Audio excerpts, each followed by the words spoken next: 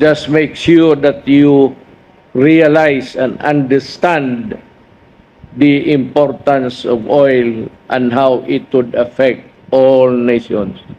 Dahan-dahan na ho, kinarma ang mga nanggigipit at nanggagago kay former President Rodrigo Roa Duterte. Malapit ka na bangag, sunod ka na kay Karim Khan. Awards, oh. Papatawa ng disciplinary action ang naturang ICC prosecutor dahil sa kabulastugan. O ano na, konting jotak, yung kakampi ninyo, demonyo rin pala. Dapat yan, patawan niya ng habang buhay din na pagkabilanggo. Dahil nakipagsabwatan sa gobyernong nakangiwi ang panga kay Bongbong Marcos para kidnapin si former President Duterte at dalhin po diyan sa ICC sa Netherlands. Speaking of bangag, ayan, Bongbong Marcos nakabudol sa Iran. Magaling rin, no? Nagagamit rin yung pagiging budol-budol ni bangag, no? Anak ng kamuti, oh. Pinayagan po ang Pilipinas na dumaan sa Strait of Hormuz para makakuha ng langis. Siguraduhin po ninyo na tama yung pambubudol ninyo. Baka kayo ang nabudol ng Iran. Baka pagdaanin nyo, pasabugan kayo ng super lolo. Ngayon ay Biyernes Santo. Pagpako sa cross ni Jesucristo. Dapat si bangag ang ipako. Magandang tanghali po sa ating lahat. Palike po muna, pa-share, pa-subscribe at pakipindot po ang inyong notification bell para lagi po kayong updated sa ating mga video. Biyernes Santo po ngayon, pero hindi po natin mapipigilan ang ating sarili para mag-update po sa mga kaganapan sa ating lipunan. Bisdak Historiador, pa-subscribe, pangalawang YouTube channel ko po. Habang nagbabakasyong grande kayo kung saan-saan, manood po muna kayo ng Bisdak Pilipinas, mga 45 minutes lang naman. Pagkatapos, ayan, swimming uli. Good news po ito mga kababayan ko, dahil tinamaan na po ng karma itong mga animal na kalbo na ito na si Karim Khan ay papatawan na umano ng disciplinary action at tutuloy po ang proceedings laban po sa ICC prosecutor na ito. Anak ng kagwang, umuusig kay Tatay Digong pero tabla rin palang mga kriminal. O ito, pakinggan po natin ang balitang ito, sariwang-sariwa. Inaprubahan na ng mga miyembro ng International Criminal Court or ICC ang pagsasagawa ng disciplinary proceedings laban kay Chief Prosecutor Karim Khan. Kaugnay po ito ng mga ulat na natanggap ng ICC na sangkot umano si Khan sa sexual assault. Sa isinagawang botohan, 15 bansa ang pumabor sa investigasyon habang may 2 nag-abstain at 4 ang tumutol. Ayon sa ulat ng mga investigador ng United Nations, may factual basis ang mga paratang at may mga saksi na sumusuporta sa reklamo. Si Khan ay isang tagasiyasat ng war crimes, crimes against humanity at genocide. Subalit dahil sa mga aligasyon ay pansamantalang naka-leave of absence habang dinirinig ng ICC ang mga nasabing paratang laban sa kanya. Mukhang may pag-asa tayo dito, no? So, ilang bansa po ang bumoto? I think 50 plus. Ito, I think na.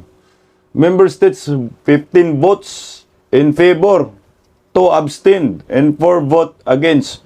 So, 15 state bumoto na dapat ay magkaroon ng proceedings para maparusahan po itong si Karim Khan. So, may pag-asa tayo dito. So, yung mga miyembro ng ICC na mga bansa, mukhang nakikita nila at nagiging patas din ho dito, no?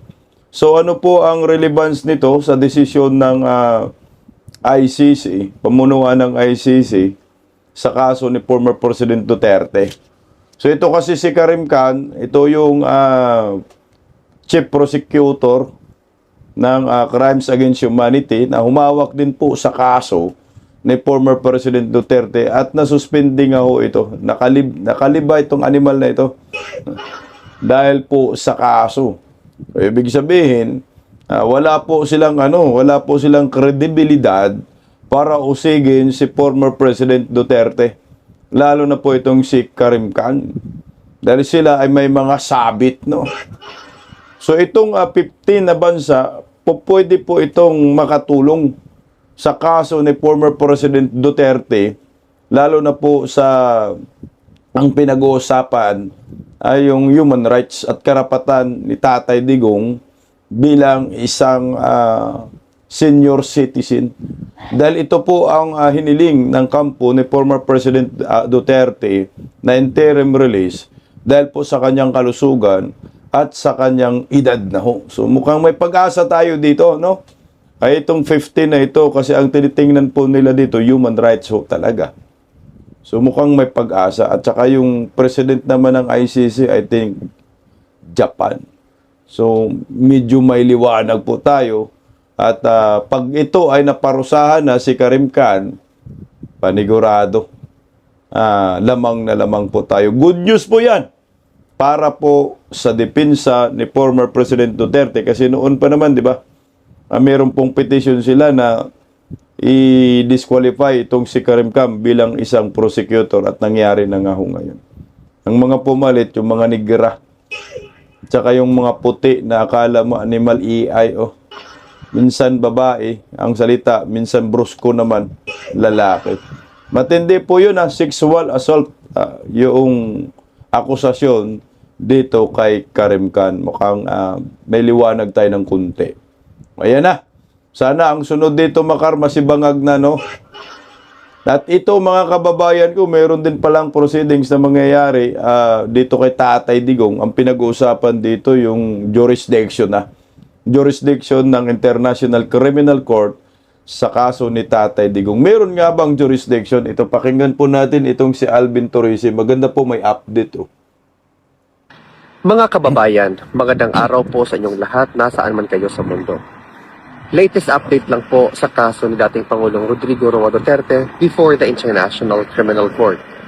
The Appeals Chamber already set the schedule for the reading of the decision with respect doon sa jurisdictional challenge na isinumite ng defense team led by Attorney Nicholas Kaufman ni dating Pangulong Rodrigo Roa Duterte. Presiding Judge Carranza will be reading the decision on the 22nd of April, alas 11 po ng umaga Central European Time or alas 5 po ng hapon sa Pilipinas. Ito po will be delivered in open court, which means na pwede po natin itong i-follow online through live streaming sa ICC website or other platforms. Babasahin po ni Presiding Judge Carranza ang desisyon and hopefully the decision will be favorable to the defense team of the former president. Huwag po nating kalimutang ipagdasal ang ating dating Pangulong Rodrigo Roa Duterte, ang defense team, at ang judge mismo ng Appeals Chamber na sana ang desisyon nila ay tama at naaayon sa batas. Hanggang sa dulo, huwag tayong bumitiw, ipaglaban na rin natin ito. Mabuhay po tayong lahat. Nako, ito po yung natin hinihintay, no, na desisyon. Sana magkaroon po tayo ng pag-asa sa mga nag-aayuno ngayon, nagre-reflection. Holy Week, ipagdasal po natin si former President Duterte na sana pumanig po sa atin yung mga huwis dyan sa ICC. Ito po yung jurisdiction na po ng International Criminal Court sa kaso ni Tatay Digong. Kung ating pong natatandaan, 2017 po, nag-withdraw na po tayo dyan sa International Criminal Court. So, ibig sabihin, 2017, wala na pong jurisdiction itong ICC sa bansang ito. Kaso nga lang, ngayong 2025, no, medyo umusad po yung kaso dahil kay Bangag. At ito na po yung nangyayari. Grabe ang layo, no? 2017, 18, 19, 20, 21, 22, 23, 24, 25 po ta. 8 years, no? 8 years. 8 years na ho. Nag-withdraw na po tayo 8 years ago, pero ginago si Tatay Digong, kinidnap at binigay ni Bangag dyan sa International Criminal Court. Puta, kalapastangan po talaga itong ginawa ho eh. Sana yung 15 rin na bumoto against kay Karim Khan, ay yung bansang ito ay sana man lang suportahan po natin ang former President Duterte. Kami po ay nakikiusap po sa inyo. Kasi pag sinabi po ng huwis, ng judge po dyan sa International Criminal Court, na wala pong jurisdiction ang International Criminal Court kay Duterte dahil 2017 ay nag-withdraw na po ang Pilipinas sa naturang organisasyon, panigurado po uwi agad si Tatay Digong sa ating bansa. Iyan na po ang ating pag-asa dyan. Dahil na alam naman po natin na maganda naman po yung ginawang war on drugs ni former President Duterte, 91%, no? Ng maraming Pilipino nagustuhan po yung war on drugs. Kahit saan po kayo magtatanong. Ang ayaw lang naman sa war on drugs yung mga durugista, no? Nakakalungkot nga ho, no? Merong mga di umano'y may pakialam sa mga na biktima umano sa war on drugs si Tatay Digong, pero wala po silang pakialam sa biktima ng mga durugista. Yan na po ang masaklap ngayon. Lalo na po yung pare na minadong durugista. Talaga naman, nakakabinging katahimikan, lalo na tuloy Laila de Lima, no? Jokno, mga kaliwang grupo, Kunting Jutak. Alam mo po kamakailan yung balita na anak ng kagwang 5 taon, 5 years old na, I think babae ba ho ito? Sa Sultan Kudarat ba ho ito? Mukhang nagilitan ba ng leeg, pero hindi naman po, hindi naman po. I think nag-aagaw buhay, sana po makasurvive. Ang gumawa ho nito, durugista eh. Pero hindi po kinundina ng mga animal na ito ni Kunting Jutak, Jokno, Laila Di Saba, no? At lalo na to si Father Flavi na aminadong durugista. Pakinggan natin muna itong banat na isang DDS kasi may sense yung sinabi niya ho. Ayaw ko lang i-play yung video ng bata na, alam mo ho, yung nasa ospital, pinilit po ng, I think, nurse or doctor ba yun, na ituro, no? Yung taong gumawa sa kanya ng karumal-dumal na krimen. Itinuro ho eh. Kaya kawawa po yung ama. O ito, pakinggan natin yung rant ng DDS na ito. Oh, ano na? Just because hindi addict yung nabiktima, hindi na kayo sisigaw ng hustisya? Akala ko ba justice is for everybody? Eh, paano yung 5 years old na innocenteng bata? Butas ang tiyan, laslas ang leeg, bugbog sarado. Critical lang kondisyon na nasa ospital. Wala kayong say? Tahimik lang kayo? Di ba ang lakas niyo mag-advocate ng protect the innocent? Asan na yung protect the innocent? Protect the innocent. Tapos wala kayong ibang maibato sa amin? Puro kayo ad hominem? Wala nang iba? Gosh, May sense yung sinabi ni Inday, ano ba yun? Inday More ba yan? Alam mo ho, itong mga taong ito, human rights advocates, no? Pag durugista ang maipit, okay sa kanila. Sisigaw po sila ng karapatan. Ipaglaban, no? Protektahan ang karapatan ng mga animal, ng mga durugista. Magrarally pa ang mga animal, eh. Pero ito, biktima po ng adik, wala po silang pakialam. 5 years old po, eh. Kawawa ho, eh. Alam ko na panood ho ninyo ito. Pero hindi ko po ipe-play yung video. May video po ako. Kaso nga lang, baka magpula yung channel ho natin, eh. Talagang nandun sa hospital yung bata, eh. Ewan ko lang po kung nakasurvive. Tangina, last nga, eh. Ganun ho katindi, oh. Ito po yung epekto ng polvoron. Nasan kayo? Laila de Lima. Nasan kayo? Reza Hontiveros. Nasan kayo? Mga kongresistang mga hinayupak sa Quadcom. Tangina ninyo. Sarap ninyo pagmumurahin. Ito, mga biktima na ho talaga ito ng durugista.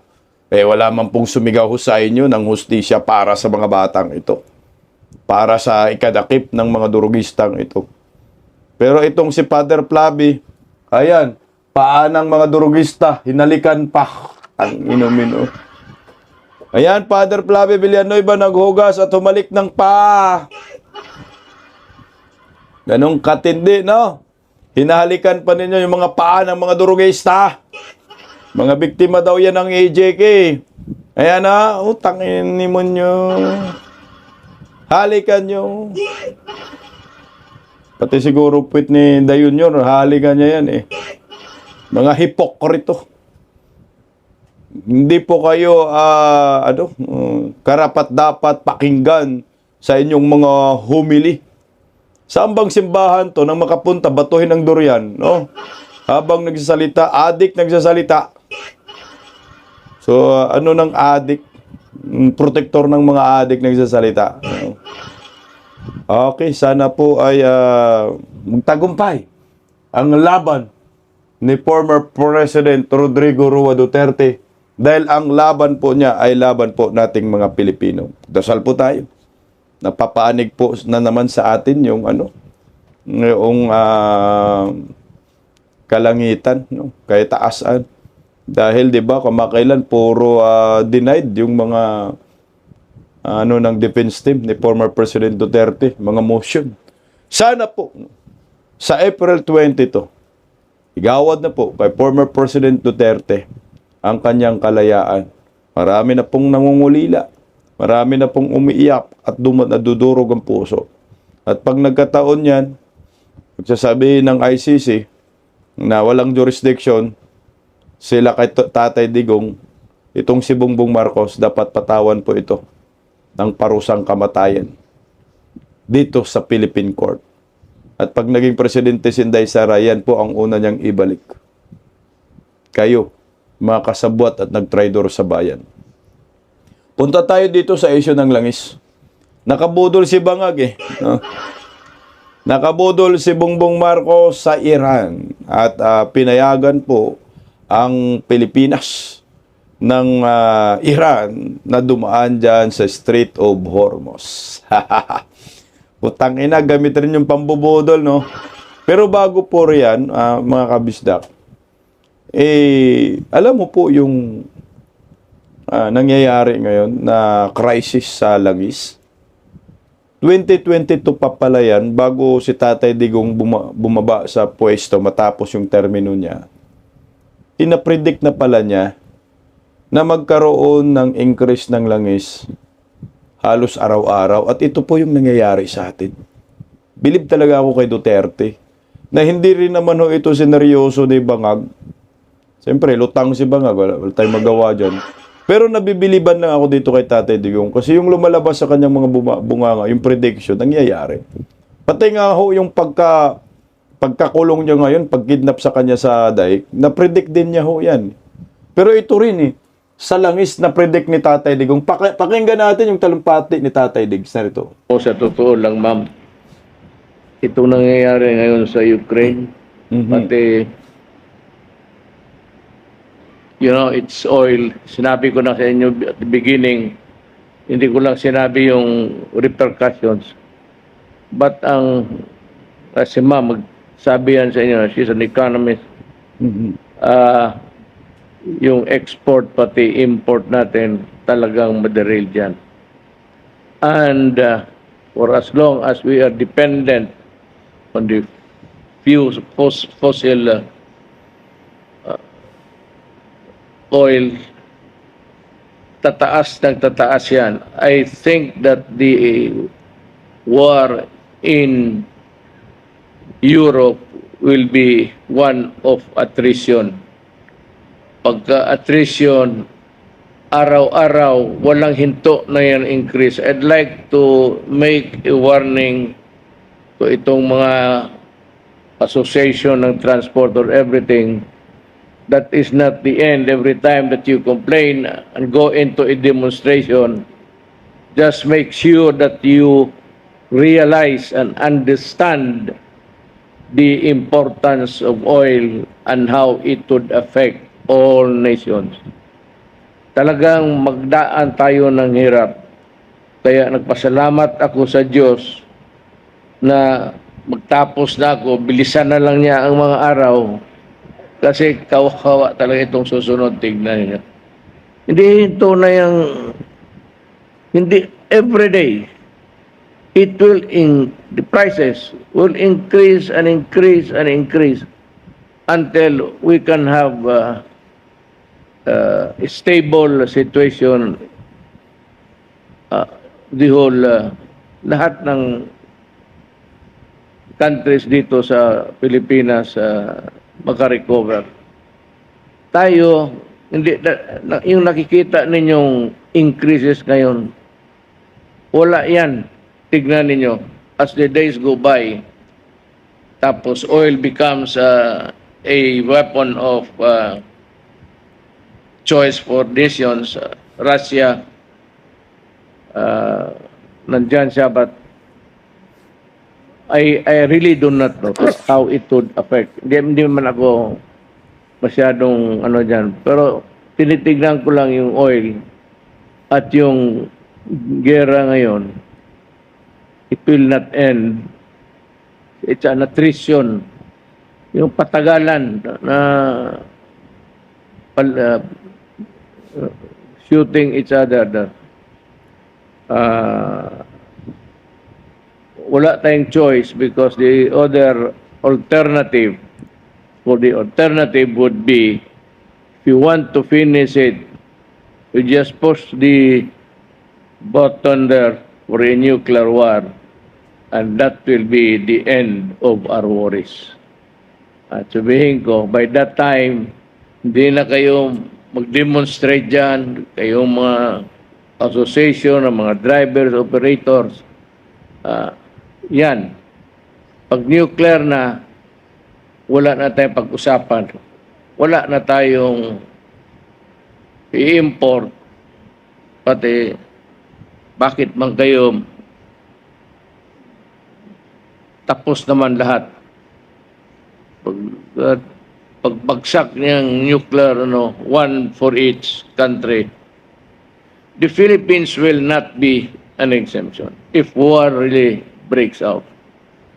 Because of the Americans, itong Clark Air Base ito, and they are there sa Olongapo, and the enemies of America knows that or know that may mga Amerikano na nakabase dito. Until now, there are a lot of American soldiers and there are weapons we do not know if it is also for a war that would come, na sana hindi.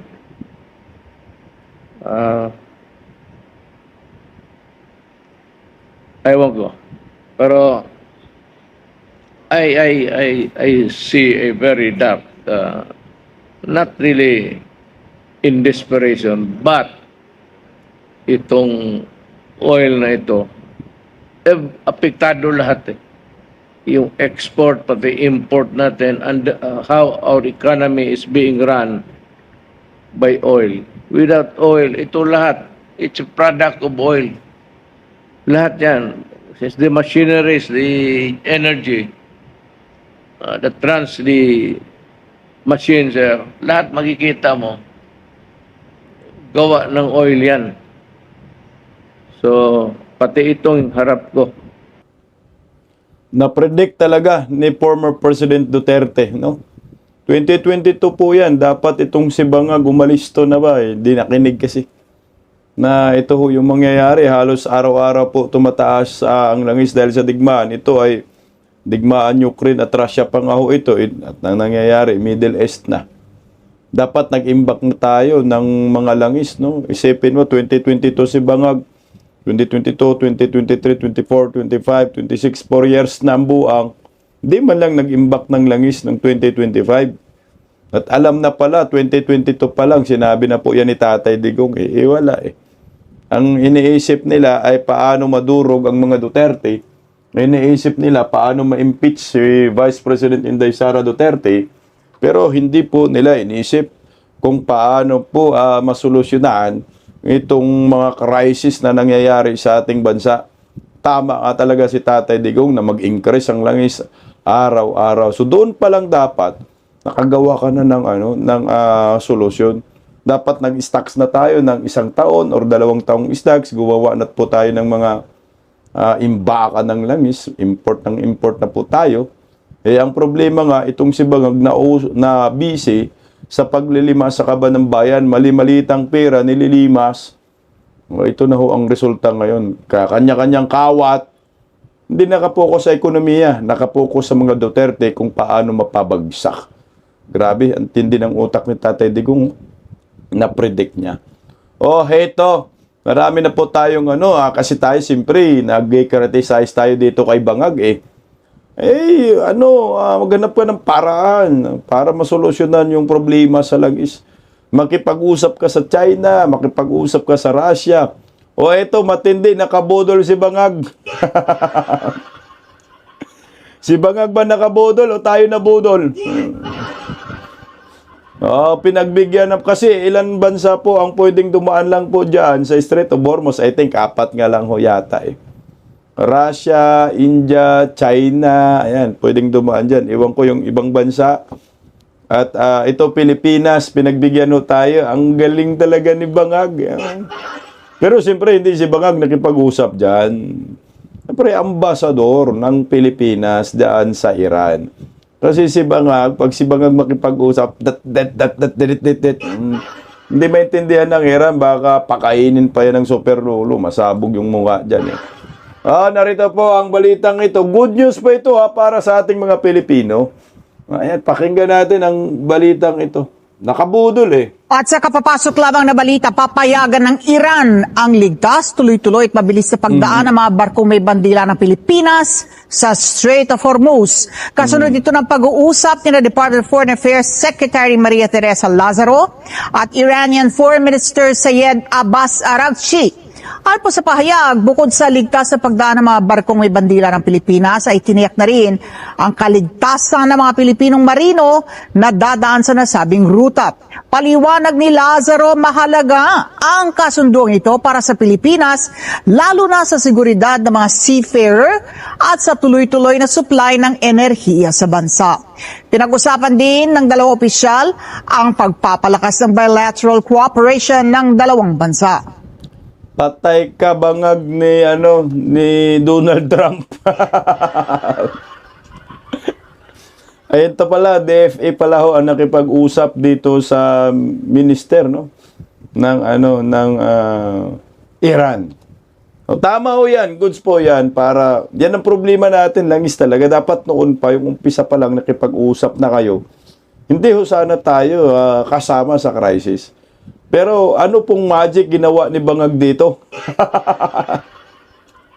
Bodol na bodol ba yung Iran na bodol ba? Pero good news Ayan, ano bang kapalit nito?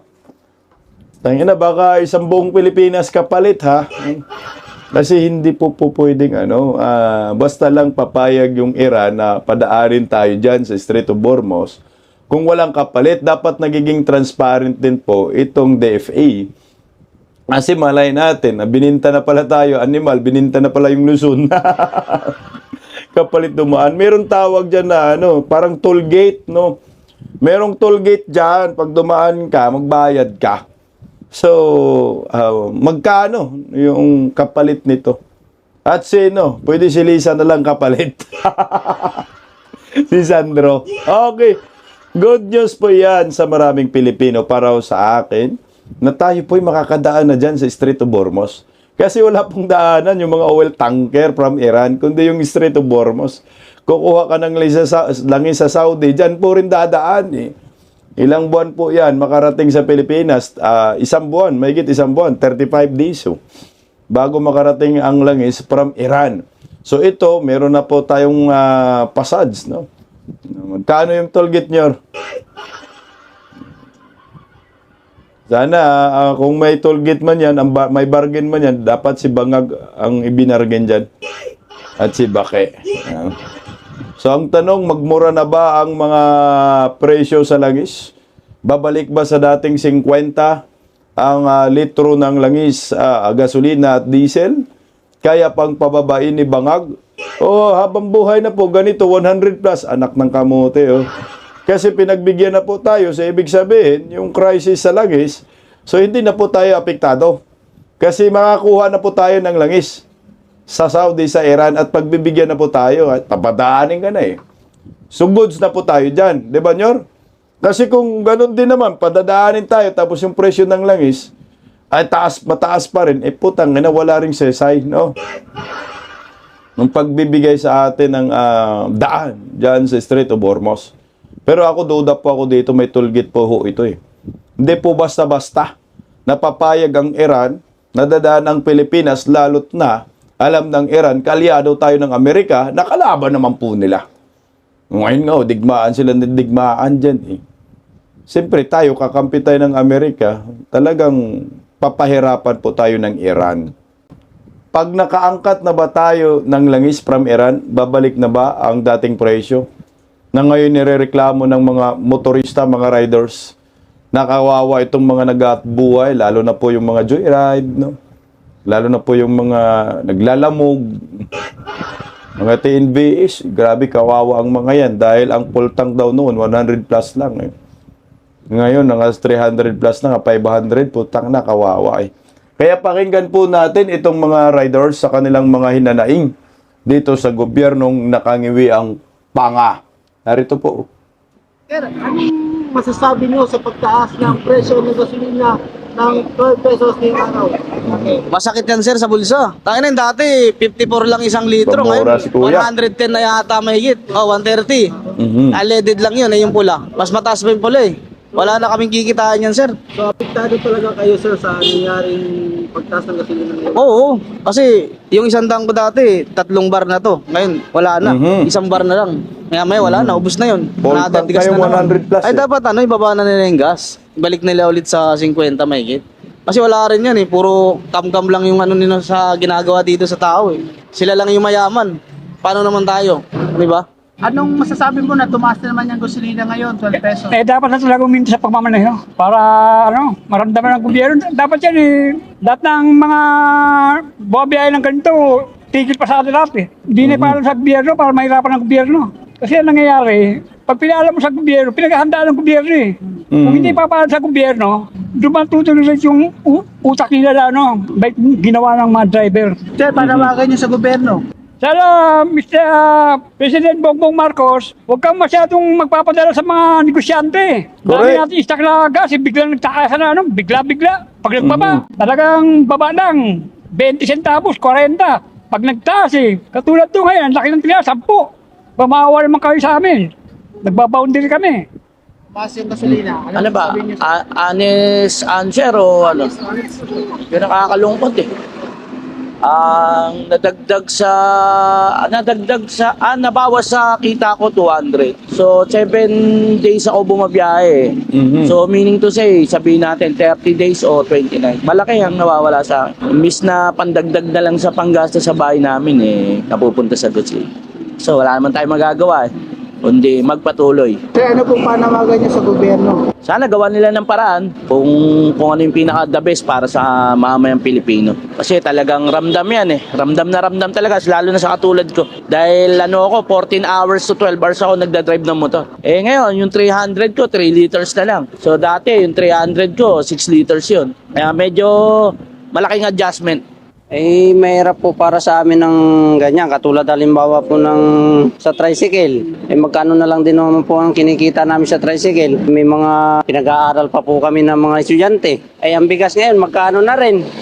Lalo-lalo na yung gas. Ang gas, 1.5 na. Hindi nga rin namin alam kung paano namin pagkakasyahin yung ating kinikita. Kaya nangyayari nito, nagdo-double purpose na lang kami. Sir, anong masasabi mo na tumaas naman yung gasolina? Grabe, wala mang kinikita na. Kita namin, 200 na lang sa araw. Nauubila sa gasolina. Ang iba yaman, operator lang, saka gasolinahan. Kami wala. Pagod ng 18 hours trabaho. Panawagan niyo, sir, sa gobyerno. Babaan sana yung presyo ng gasolina. Ano masasabi mo na tumaas na naman yung gasolina ngayon? 12 pesos yung itinaas sa gasolina. Wala na sir, hindi na makapagbiyahe ng buwan. Lalo na ngayon, wala akong trabaho. Gahanap pa lang ng trabaho. Kasi magkano lang yung araw, 700 lang yung araw. Tapos yung full tank nasa 400, magkano na lang natira sa'yo? Dati 300, pagkain pa, bayad pa ng bahay. 100 na lang. Paano na yung anak mo, pagpaaral pa? Ano pong panawagan nyo ngayon sa gobyerno? Dapat yung sana, ibaba nila yung gas para yung mga tao may matira pa sa pamilya. Dapat dapat hindi na nila patasan. Sir, ano pong masasabi niyo sa pagtaas ng gasolina ngayon? 12 pesos naman yung itinaas nila. Pasakit na naman yan sa mga delivery. Siyempre, tataas na naman gasolina. Yung gasolina ngayon, 90, 96. Kung 12 na naman, di magiging 100 plus na. Di yung kita namin, mababawasan na naman. Sana nga, mabago na yung yung presyo. Bumaba naman kahit papaano. Kasi mahirap din sa mga delivery na ang tumal-tumal lang tapos ganyan pantaas pa ng gasolina, wala nang nauwi sa pamilya. Ano po panawagan niyo sa gobyerno? Suggestion niyo po. Sana makahanap sila ng solusyon para bumaba yung presyo ng gasolina at crudo. Kasi kawawa naman yung mga jeepney driver tsaka mga delivery rider gaya namin na konti na nga lang kinikita tapos tataas pa ng tataas yung mga gasolina. Kaya sana yun na panawagan namin na sana bumaba na yung mga presyo ng gasolina. Tumaas na naman yung gasolina. Ano masasabi mo, sir? Mga hirap na nga sir ang mga driver dahil sa taas ng gasolina Piktado na sir, wala na nga akong naiuwi Sir, ano mong panawagan niyo sa gobyerno? Sana po maksyonan nila para hindi na lahat po na po sa hirap. Sir, tumaas na naman po yung gasolina. Ano masasabi mo, sir? Ano sa kanya, ano magagawa namin kung talaga hindi naman tatakbo sa sakit, kulang tiis na lang, talaga gano'n. Para sa uli ko ng taxi bukas, dahil hindi na, uwi na ako sa amin sa Pampanga. Sir, ano mong panawagan niyo sa gobyerno? Ano naisip na nila, yun na rin. Yun na rin para sa akin. Kasi wala naman akong magawa. Pag ginusto ko na, sabi ko sa kanila, dapat bawasan na nila. Ibalik ulit sa dati. Malabo na siguro nga may balik sa dati ang 50 yung gasolina sa ngayon. Ewan ko lang kung may babalik yun, ha. Ang tanong kung kailan. Yun lang yung para sa akin. Grabe, kawawa ang mga driver. Parang sasabihin, tiis-tiis na lang. Pero hindi pwedeng tiis-tiis. Kailangan lumaban tayo. Patuloy pa natin. Ano mo po masasabi mo ngayon na tumaas na naman yung gasolina ng 12 pesos? Sa diesel, Diesel. wala naman tayo magagawa eh. Ganun talaga. Yan na. Ano po ba kayo, Walang sir? magagawa. Oo naman. Kasi may bumabiyahe din kami Grab eh. Diesel din ang gamit. Ngayon, hindi na siya bumabiyahe dahil wala na eh. Sir, anong panawagan mo sa gobyerno? Para sa akin, tanggalin muna yung tax sa gas. Para kahit paano, medyo bumaba ng konti. Kasi sa gasolina, wala naman tayong magagawa dun. Gaano ba kapiktado yung pagtaas ng gasolina ngayong araw, sir? Kasi umabot po sa 12 pesos po yung pagtaas ng gasolina ngayong araw. Sa inyo po, ano po yung masasabi niyo, sir? Mahirap lalo na sa commuters. Lalo din sa mga drivers kasi hindi pa nag-i-increase yung iba lalo sa mga jeep 13 pa rin yung minimum nila. Pero sir, apektado rin kayo sa, sir, sa mga bilihin.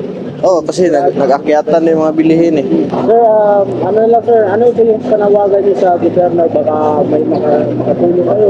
Sana bigyan nila ng ayuda yung mga mamamayan para kahit papano mabawas-bawasan yung hirap kapag taas ng mga bilihin. Piktado lahat pag gasolina, yung petroleum yung nagtaas.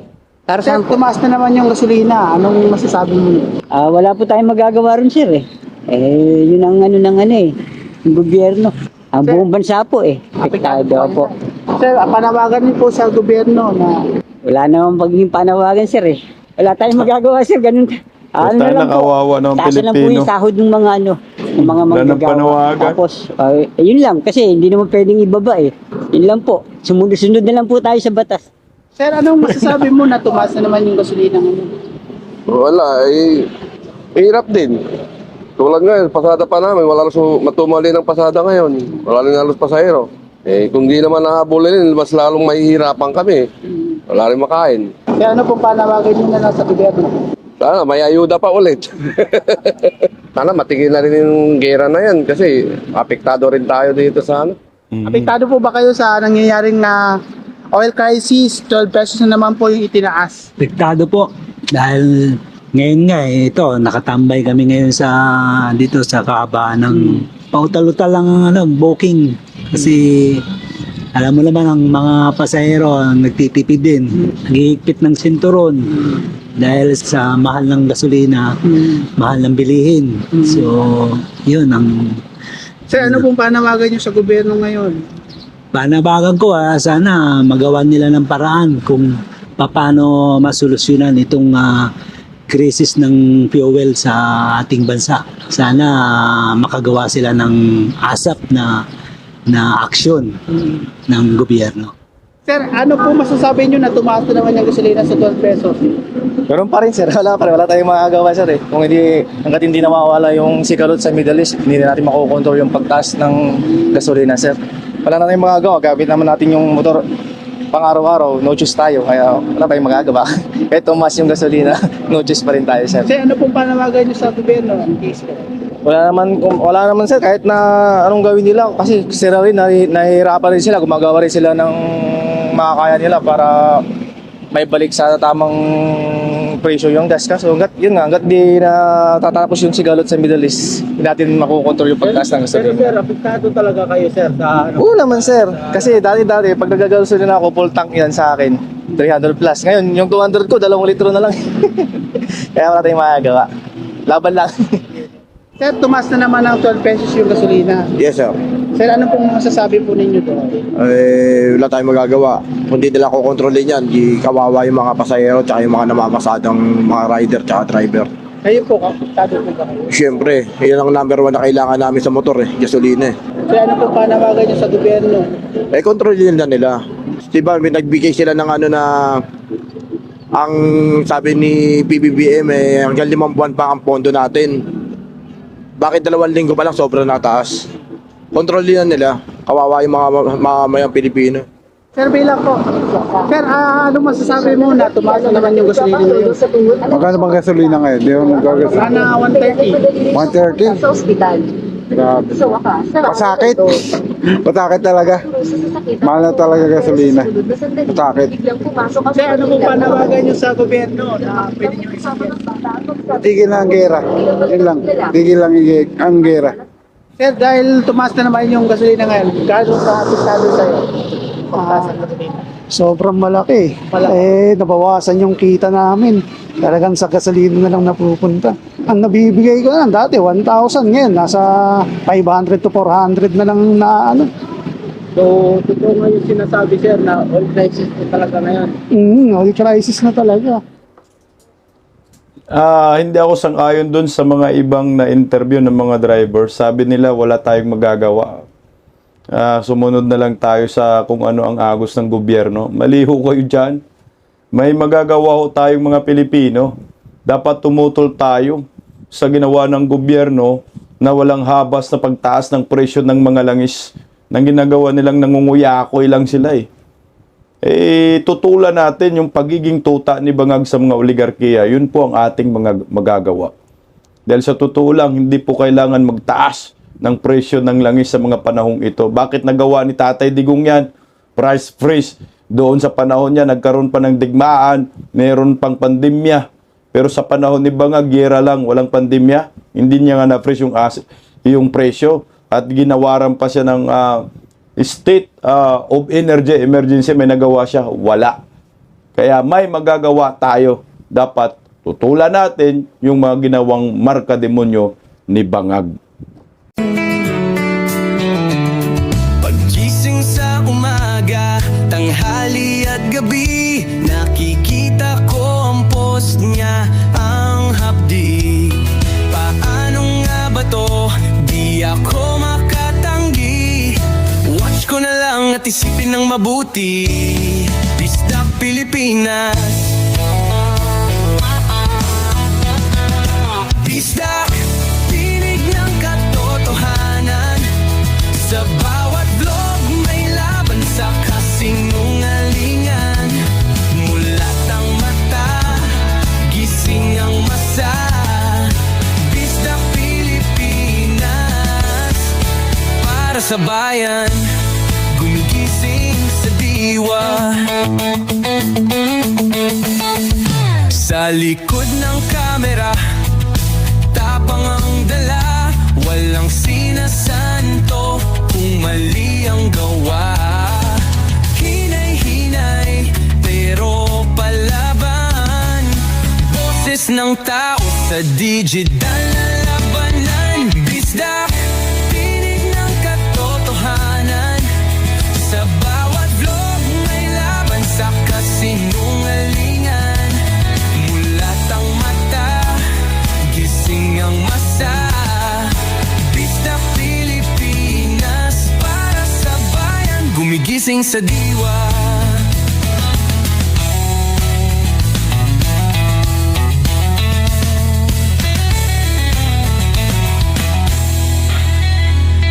Hindi artista ka, hindi politiko, pero ang katotohanan, sigaw niya ay buo.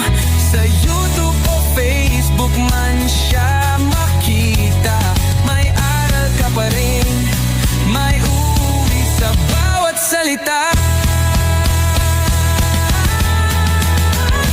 Bisdak, gising sa katotohanan, di lang kwento, kundi panawagan sa bawat Pilipinong naghahanap ng liwanag. Bisdak Pilipinas, kasama sa pagbangon ng bayan. Bisdak Pilipinas, boses ng masa, gising ang diwa. Sa vlog mo, may pag-asa.